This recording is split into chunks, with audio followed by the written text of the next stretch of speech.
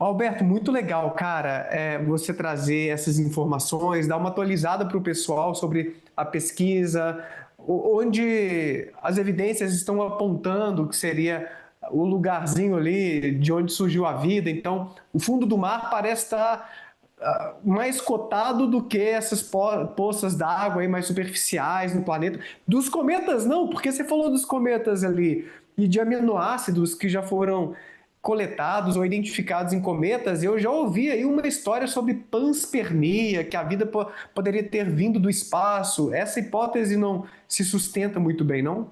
Não, ela como hipótese, ela obviamente é uma hipótese válida, só que assim, a panspermia hardcore mesmo, ela postula que a vida veio pronta do espaço, entendeu? Então, e ciência sim, né? Ciência a gente fala com base em evidências. Ciência é busca do conhecimento com base em evidências. Então, o que aconteceu recentemente nos últimos anos mesmo, tá? Muito do que eu estou falando é descoberta, assim, essa das fontes hidrotermais é coisa da década de 70, década de 80, e tem coisa muito mais recente. Então a galera pousou sonda em asteroide, pousou sonda em cometa, fez uma coleta de material lá, trouxe esse material de volta para a Terra e analisou esse material. E não encontrou vida, mas encontrou o quê? Encontrou todos os nucleotídeos do DNA e encontrou os aminoácidos também. Então, o que as evidências apontam hoje é que os blocos fundamentais da vida, muito provavelmente foram semeados do espaço, tá? Foram feitos em asteroides, foram feitos em cometas, em parte, provavelmente foram feitos na Terra também, tá? Porque o experimento de Stanley Miller mostra isso claramente, mas a gente não tem nenhuma evidência de vida, né? Em nenhum desses astros, e nenhuma evidência de rastros, né? Porque às vezes você não tem o organismo fossilizado, mas você tem evidência de que ele fez alguma coisa ali, né? Então, se tiver uma camada mais avermelhada, pode ser uma evidência de fotossíntese.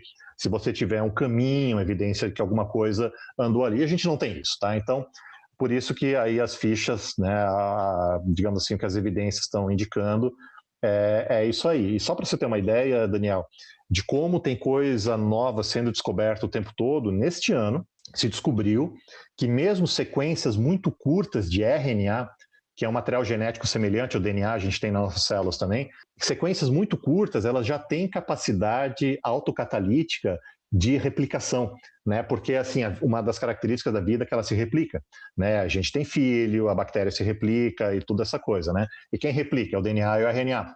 E a gente já sabe há muito tempo que o RNA tem essa capacidade autocatalítica. O que se descobriu esse ano é que mesmo sequências curtas, se eu não me engano, de 15 ou 25 pares de base de RNA, já tem capacidade autocatalítica também. Então é mais uma pecinha congruente com essa explicação para a origem da vida, tá? Então, assim, é uma coisa que talvez até grave uma hora um vídeo, né? Acho que na aula que eu ministrei no teu curso, eu expliquei isso em mais detalhes, sabe? Uma hora, quem sabe, eu até jogue uma aula um pouquinho mais completa, assim, no YouTube em relação a isso, porque não é nada, não é uma coisa de outro mundo, né? O Sérgio Sacani até fala, a vida é uma receita de bolo, né? Você junta os ingredientes, que são esses átomos todos, você junta a água e você junta uma fonte de energia e você tem vida, né? E aí, obviamente, a galera critica dizendo, mas como é que você não fez isso em laboratório? Porque realmente não é tão fácil assim, né? Mas o Craig Venter, que até faleceu esse ano, que é um cara que foi um dos sequenciadores do DNA humano, ele fez sim uma célula sintética, só que ele não começou do zero. Ele pegou uma célula de bactéria e inseriu nela um DNA totalmente sintético. Então essa história de que nunca se fez vida em laboratório, ela não é inteiramente correta não, tá? Já se fez vida em laboratório, sim, não do zero, mas modificando substancialmente uma célula de bactéria, tá? Então a gente já está uns passos adiante aí dessa galera aí que fica criticando com base nesse argumento na internet também. Que legal. Dessa eu não sabia, não. Que massa, Alberto. Parece que é um universo, né, cara? Você que está aí estudando esses artigos e lecionando esse tema o tempo inteiro, você conhece todas as nuances, o que está saindo por aí, as principais hipóteses. A gente que está de fora, eu que estou ali mais na psicologia, não fico sabendo, né? Então é ótimo te acompanhar ali no Instagram, aqui no YouTube também, e estar conversando com você para ir me atualizando e levando essas informações de qualidade para o pessoal. Então, uma vez que a vida floresceu, é aí que entra a evolução, né? Porque às vezes eu ouço isso também. Vocês falam muito sobre evolução, mas evolução não explica a origem da vida. Então, ó, Alberto trouxe aqui uma palhinha para vocês sobre a origem da vida. Mas depois, então, que a vida floresceu, a evolução vai fazendo a sua parte. O que é essa parte feita pela evolução? Explica resumidamente para o pessoal o que é a seleção natural, como os organismos evoluem e continuam evoluindo, né? Não é uma coisa que parou não, né, Alberto?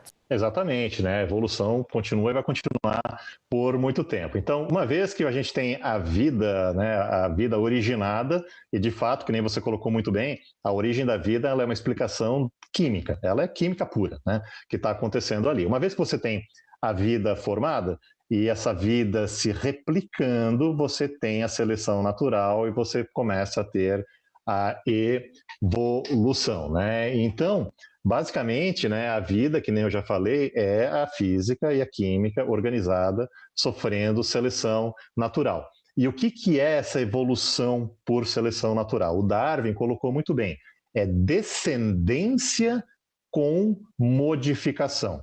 Beleza? Então, o que vai acontecer, né, na formação da vida é o seguinte: é a formação de um compartimento e que a gente chama de célula. Os primeiros seres vivos eles só tinham uma célula, tá? Que são as bactérias que a gente tem até hoje, tá? Dentro dessa célula existe um metabolismo, que é toda essa química aí que a gente estava falando antes, e aí existe o tal do material genético, que é o DNA ou o RNA, que permitem que você replique essa vida. Então, a bactéria vai replicar de uma para duas, de duas para quatro e assim por diante. Só que nessa replicação, ocorrem pequenos erros no código que é o DNA.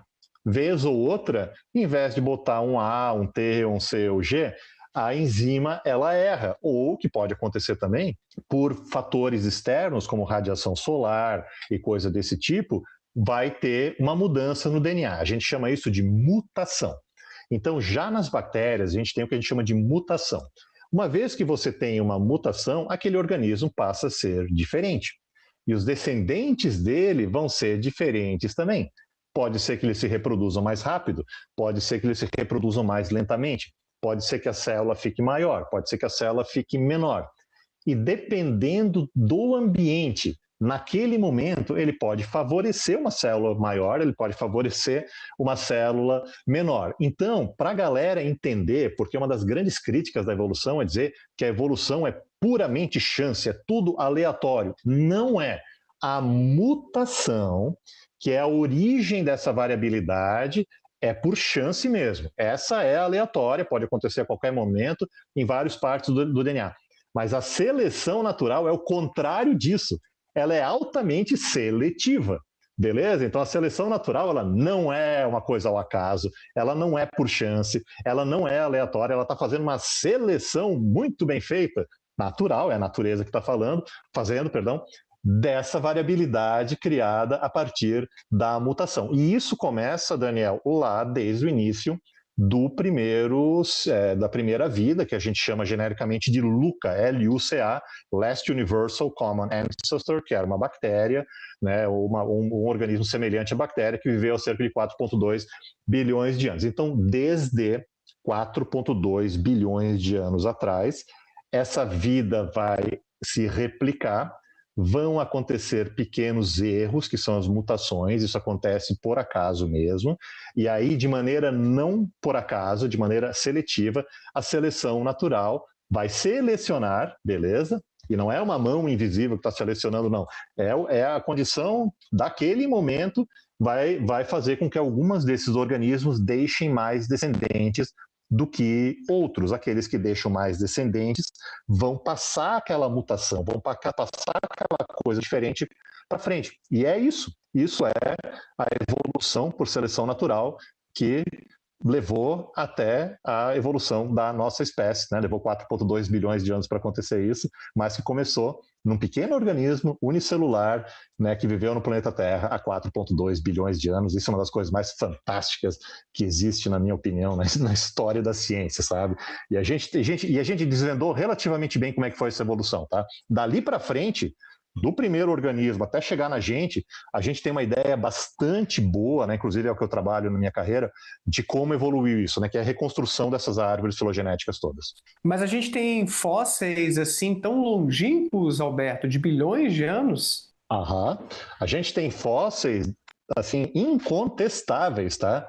De 3,5 bilhões de anos, chamados de estromatólitos, que são camadas de bactérias, elas vão crescendo uma em cima da outra. A gente sabe disso porque a gente tem estromatólitos vivos até hoje aqui no planeta Terra. E eles estão lá no registro fóssil também. Isso não é uma da rocha, é uma coisa que um organismo vivo fez. Então, desde 3,5 bilhões, aí, garoto, isso mesmo, esses são os de hoje, tá? Eu acho que esse aí é um fóssil, esse aí mais à direita, mas os outros, né, parece um recifezinho ali que eles vão formando. Isso. Então, eles vão formando essas camadas, tá? E isso, Daniel, a gente tem evidências desse negócio de 3,5 bilhões de anos. E Caraca. recentemente se encontrou fósseis. Esses aí a galera ainda está debatendo se é ou não é mesmo, mas a gente já tem evidências fósseis de 3,8 e 4,2 bilhões de anos lá das fontes hidrotermais, que bate com as evidências de datação de DNA também. Então, assim, ó, essa evidência de que a gente tem vida há pelo menos 3,5 bilhões de anos, isso nem se discute mais na academia, tá? Isso aí é altamente corroborado. E tudo está indicando, tudo está apontando que a coisa começou mais cedo ainda. Que provavelmente a Terra ficou pouco tempo sem vida, né? A Terra é formada há 4,5 bilhões de anos, e o que as evidências indicam com muita força é que há 4,2 bilhões de anos provavelmente já tinha vida no planeta Terra. É um negócio fascinante. 4,2, então não teria demorado tanto tempo assim, num período, claro, numa perspectiva geológica, né? A Terra tem mais ou menos 4,5, me corrija se eu estou enganado. Isso. 4,5, Exatamente. então demorou ali uns 300 mil anos, mais ou menos, até a vida começar a florescer. Milhões, 300 milhões. 300 milhões de anos. É assim, só para ter uma ideia, a era dos dinossauros, né, que é o Mesozoico, ele começou há 250 milhões de anos atrás. Ou seja, é um período maior, tá? Parece pouco 300 milhões de anos, mas é um período maior do que toda a era nossa dos mamíferos e toda a era dos dinossauros também, tá? Então, claro que quando a gente pensa que o planeta tem 4,5, 300 milhões fica uma coisa menor, mas ainda assim é bastante tempo, tá? Então, assim, o planeta ficou provavelmente uns 300 milhões de anos sem vida no planeta, até porque o planeta tinha que dar uma esfriada para a gente poder ter água líquida na superfície, oceanos, essa coisa toda, né? Logo no comecinho não era um lugar muito adequado para a origem da vida, tá? Mas assim, Daniel, há 3,5 bilhões de anos, sem dúvida alguma, a gente tinha organismos vivos no planeta Terra, né?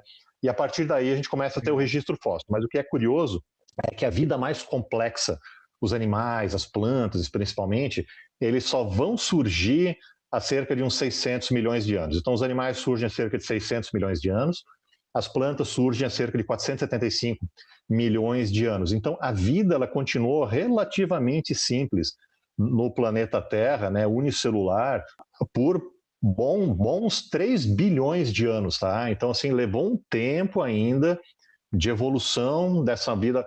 Para assistir essa live completa, clique no link que eu deixei aí embaixo ou que está aparecendo por aqui e não deixe de se inscrever aí para acompanhar os melhores momentos das lives que eu faço lá no meu canal principal. Tchau!